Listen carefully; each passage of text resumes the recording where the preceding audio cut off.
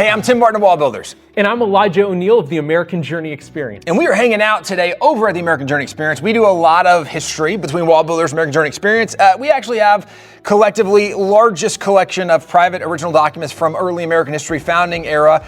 And actually over the next probably year, we're going to be celebrating, doing some collab videos together of 250th anniversary of all kinds of stuff. But there's also other noted significant moments and events that happened throughout the year that unfortunately, we live in an era where a lot of stories are being told that aren't always historically correct and accurate. And so what we do, American Journey Experience and Wall Builders, we say, let's go back and let's tell more of the honest story. Because like on Juneteenth, people are going to say, well, this is when we celebrate the end of slavery in America. And I'm always like, well, that's not exactly when slavery ended in America. That's exactly right. Slavery actually ended with the passage of the 13th Amendment in 1865. However, usually when people are referring to Juneteenth, they're referring to General Gordon Granger's order, General Order Number 3, in which he went all the way to Galveston, Texas, and posted the order that the Emancipation Proclamation was to be enforced in the rebellion state of Texas. And that was the first time that African American slaves at that point had heard of their freedom years after the Emancipation Proclamation was signed by Lincoln. Yeah, and this is because when the Emancipation Proclamation is done, January 1st, 1863 is when it's unveiled. It actually even only applies to the states that are actively currently in rebellion at that moment, but then it's only enforced when Union troops are able to go in and enforce it because there weren't slave owners voluntarily. I mean, some did. Most were not like, I will arbitrarily, voluntarily give up my slaves. No, usually it was Union troops being like, you're done with that. We're not doing that anymore. And because it wasn't until 1865 that the Union troops arrived down in Texas, the last stronghold of the Confederacy, that's why it took so long. And so Juneteenth was a celebration. They find out there's freedom, and freedom is always worth celebrating. That's something that should be celebrated throughout America. When people find freedom, that's great.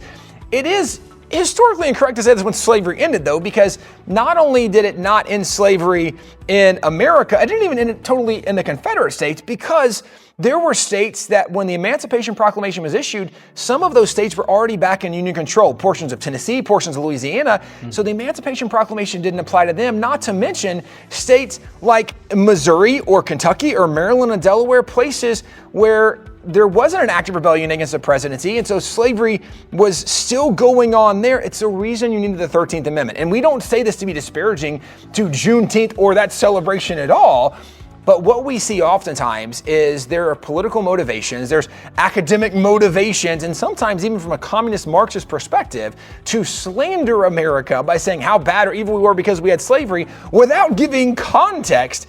And therefore, people oftentimes arrive at the wrong conclusions. What we want to do, and you're going to see this a lot throughout the next year, we celebrate a lot of 250th anniversaries. We're going to tell a lot of stories, but we want to always point you back to the original sources and say what actually happened. So on Juneteenth, what actually happened is there was a celebration for people discovering they were free, and there needed to be people help enforce that freedom, which is why there was a celebration of Union troops, and those Union troops were operating under a Republican president, following a Republican platform that expressly was against slavery, and really it was even the fulfillment of some of the early promises of the Declaration. That's exactly right. When you look at the Declaration, what does it say, right? It says that we hold these truths to be self-evident, that all men are created equal and endowed by their Creator with certain inalienable rights. What we see is the coming to fruition of that promise for the slave. And thankfully, we get to celebrate that on Juneteenth.